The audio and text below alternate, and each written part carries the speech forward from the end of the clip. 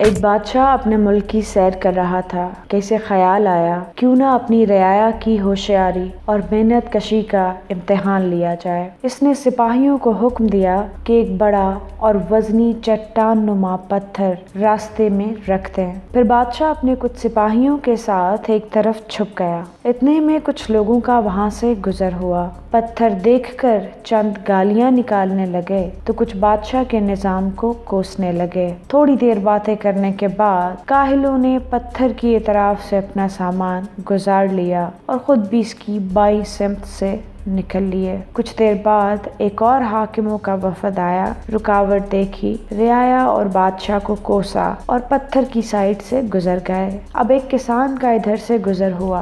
इसने इतना बड़ा पत्थर देखा तो अपना सामान एक तरफ रखा और लगा खूब जोर लगाने। बड़ी मेहनत और मशक्कत से इसने आखिरकार चट्टान जैसे पत्थर को रास्ते से हटा दिया ताकि बाकी काफिले भी बआसानी अपना सामान लाद कर गुजर सके। इतने में इसकी नजर साथ ही जमीन पर पड़ी और देखा कि एक संदूक और एक चिट्ठी पड़ी है। इसने संदूक को खोलकर देखा तो सोना चांदी से भरा हुआ था और इसने चिट्ठी पढ़ी तो इसमें लिखा था कि जो भी ये पत्थर रास्ते से हटाएगा ये संदूक उसका। बादशाह दरअसल रियाया को ये सबक सिखा रहा था कि अक्सर जिस मुश्किल को हम रुकावट समझ लेते हैं वो हकीकत में एक सुनहरी मौका होता है।